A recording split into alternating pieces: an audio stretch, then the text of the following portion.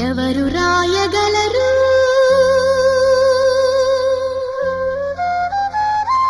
అమ్మాను మాట కన్న కమ్మని కావ్యం ఎవరు పాడగలరు